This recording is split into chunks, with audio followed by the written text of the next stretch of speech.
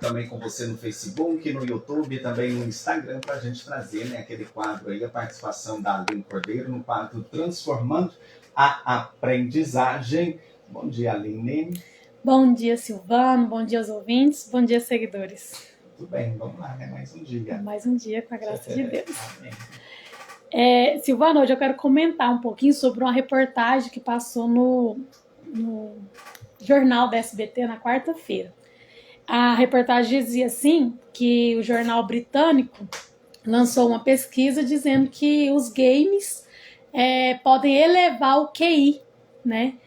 E teve toda uma explicação, teve professor, né, que explicou todo o entendimento, tem que haver um equilíbrio. Eu acho importante a gente estar comentando, né, porque isso pode deixar as pessoas assim um pouco perdidas, né? É contraditório. Umas pesquisas falam que faz mal, outra fala que faz bem, né?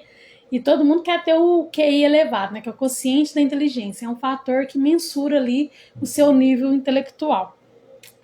Então, sim, pode elevar o QI, né? Porque estimula ali sua parte cognitiva, né? Eu já falei em outros momentos que jogos estimulam nossa capacidade cognitiva, mas a gente sempre prefere os jogos concretos, né? Porque os benefícios são ainda maiores, tem a questão da interação social. Então, mas tudo tem que ter equilíbrio, porque senão as crianças, os adolescentes vão querer jogar o tempo todo, né? Para ficar mais inteligente, né? Como eles dizem, né? Mas o que acontece é porque quando você fica muito tempo ali jogando, você, né, deixa de interagir com o outro, então você pode ter prejuízos sociais, você deixa de sair de casa, né, de estar passeando, de estar tendo mais contato com cada vez mais pessoas, de conhecer outros ambientes. Então, você pode ter prejuízo social, prejuízo na linguagem, prejuízo até mesmo emocional, porque vai ter a capacidade de lidar com problemas, de resolução de problemas, questões sociais, questões de convivência, vai ser muito menor, né? A dificuldade vai ser imensa. O motor também, né, em tratando de criança e adolescente, pode ter atraso no desenvolvimento motor, né? Aí vem o sedentarismo. Então, assim, tem muitos prejuízos. Então, tudo tem que ser ponderado, né? Que ter o QI elevado não é tudo. A gente não precisa só de nível intelectual, né? A gente precisa de todos os aspectos do desenvolvimento. Então, assim, é bom a pesquisa porque a gente vê que os games podem ser nossos aliados. Então, até na reportagem citou, né, uma forma de usar como aliado na escola, na educação, colocando os conteúdos curriculares, o que a criança precisa aprender em jogos, em games, porque ela vai estar consolidando a aprendizagem, né? E de forma prazerosa, ela vai estar fazendo uma coisa que ela gosta. Para ela está brincando, mas na verdade ela está aprendendo, consolidando tudo aquilo que ela aprende na escola. Mas tem que ser um complemento e nunca uma substituição. Acho que o sonho dos jovens era que substituísse tudo, né? Colocasse tudo eletrônico, tudo em jogo. Mas, na verdade, a gente tem que ter sempre esse cuidado, que a gente tem outras pesquisas também que apontam que quando você não tem controle do uso das telas, isso pode causar vício, né? Semelhante ao uso de drogas mesmo, porque aquela sensação quando você está jogando ela é tão prazerosa, tão boa, que você começa a ter necessidade dela. Aí você quer cada vez mais sentir aquela necessidade, aquela sensação, né? Então tem uma necessidade muito grande, aí quer ficar só no telefone, só no game, só no videogame, né? Só jogando. Isso não faz bem para ninguém. É uma perda de controle. Mas até nós adultos, né? Acontece isso. A gente às vezes fica muito apegado ali ao celular, as coisas, aí a gente fica tentando se controlar, né? Então, se nós temos essa dificuldade, imagina as crianças e adolescentes. Então, a gente tem que estar ajudando a controlar esse tempo e, de preferência, ter até um tempo nosso mesmo, que ninguém vai mexer no telefone, nem você adulto, nem ele, para ele entendendo que realmente dá para ficar. Porque, infelizmente, quando o adolescente está muito focado, ele começa a achar que a vida só tem graça se ele estiver jogando. Não tem nada que presta. Um passeio não é legal, um jogo de futebol não é legal, nada é legal. Tudo só é bom o celular, só é bom o game. Porque já tá beirando ali o vício, né? Então tem que ter todo esse cuidado. Não é porque vai elevar ali o QI, né, que vai ter um nível intelectual elevado, melhor, que é maravilhoso ficar no telefone, ficar nos games. É algo assim, pra gente ver que não é tão prejudicial. A gente pode usar isso a nosso favor e trazendo ali para educação ou até para outros tipos de outras coisas, né? Uma atividade extra que ele vai aprender, né? Pode ser em jogos eletrônicos, mas sempre como um complemento, nunca como uma substituição. E lembrando sempre dessa questão do desenvolvimento, que a gente tem aí o motor, a gente tem a linguagem, a gente tem o emocional, não, a gente não vive só desenvolvimento intelectual. Uhum.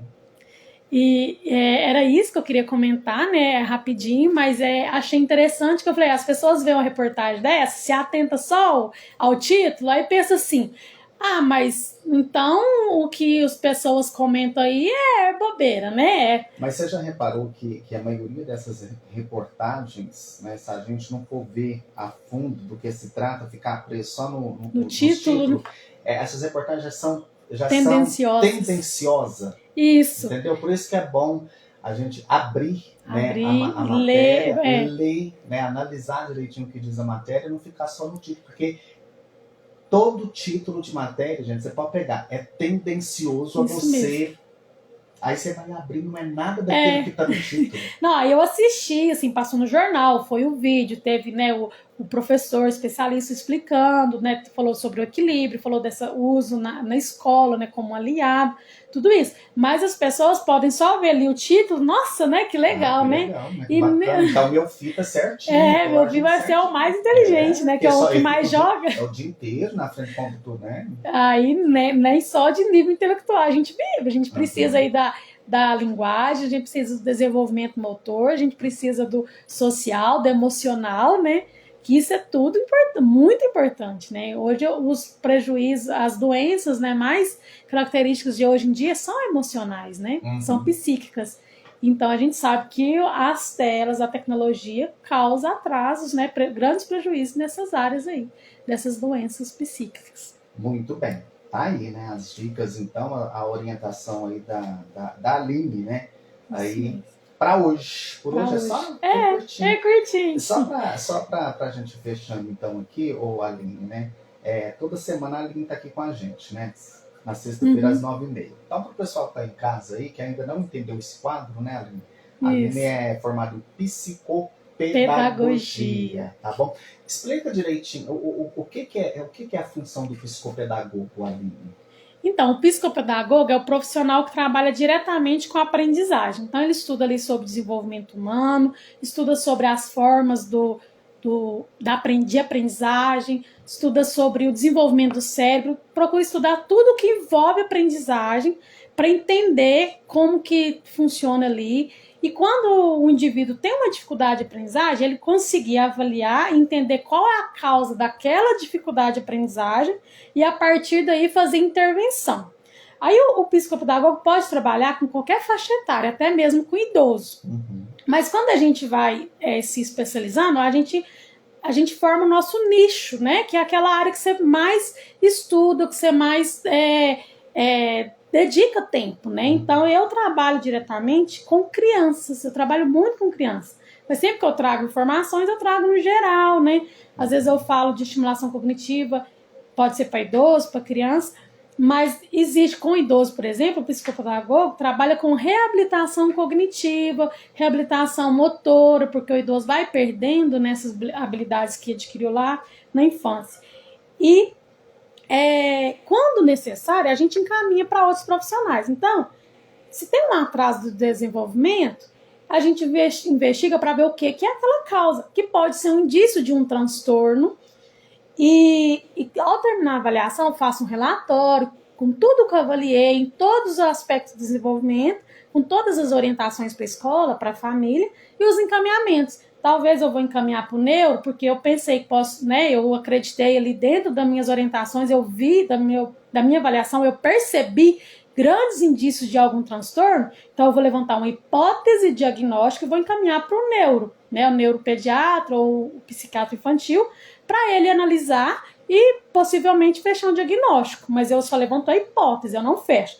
Mas o meu relatório é muito importante para o médico, por quê? O médico é uma consulta. Na minha avaliação, eu fico em torno de 2 meses com a criança. Então, eu consigo avaliar em várias sessões, diversos aspectos. Então, eu consigo colocar tudo em relatório. Então, o meu relatório ele serve como um instrumento a mais no trabalho do médico, né? Então, ele vai ter um pouco mais de segurança. Não é que ele vai olhar lá e já vai fechar. Ele vai fazer toda a avaliação dele, o trabalho dele. Só que o meu relatório vai contribuir para fechar um diagnóstico mais preciso, né? Para ele não precipitar e fechar um diagnóstico que às vezes não é aquilo, ou então ficar com receio e ficar demorando demais e propor intervenção, algo assim. Hoje em dia a gente fala intervenção mesmo sem diagnóstico. Tem prejuízo, tem que ter intervenção, né? Enquanto está investigando, a intervenção tem que estar acontecendo, não é só depois. E tem caso também que às vezes é só uma dificuldade de aprendizagem.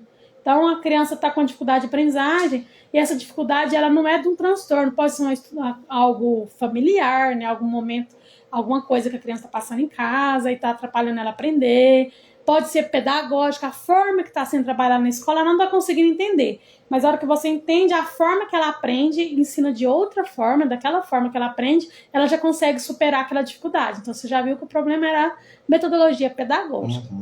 Então, o papel do psicopedagogo é isso, é avaliar e entender qual a causa daquela dificuldade, que o professor percebe a dificuldade, só que ele não sabe o que está acontecendo.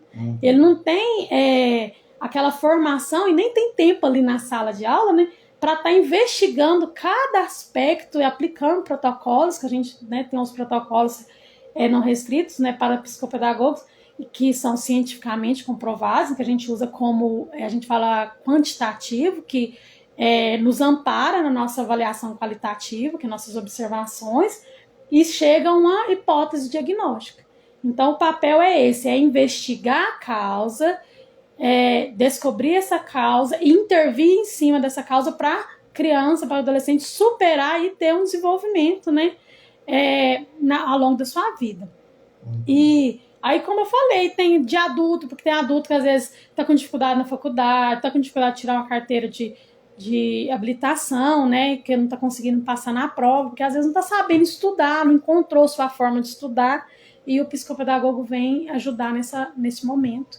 E a gente trabalha aí com a estimulação cognitiva, né, sempre trabalhando com as funções executivas, capacidade cognitiva. Aí dentro do meu trabalho, depende de cada criança, meu trabalho é a parte motora, psicomotora, né, que eu já falei em outros momentos, e trabalho também a parte pedagógica, vai depender de cada caso, mas não é um reforço escolar, é a dificuldade na causa. Então, às vezes a criança não está lendo, mas ela tem uma causa, tem alguma coisa lá atrás que ficou, uma lacuna que não foi trabalhada. É intervenção lá. Às vezes a memória também não está boa, a gente faz aquela estimulação cognitiva, divide ali os momentos para estimular essa memória, os momentos para trabalhar essa questão pedagógica. Às vezes é emocional, você tem que caminhar para um psicólogo, entende? Às vezes a questão é muito mais profunda, então só o que eu trabalho de psicomotricidade não vai ser suficiente, eu tenho que enviar para um fisioterapeuta, um terapeuta ocupacional, vai depender de cada caso. Muito bem. Então, para você que está em casa, acho que entendeu um pouquinho aí, né? As pessoas confundem, acham que eu sou psicóloga, que eu sou professora particular.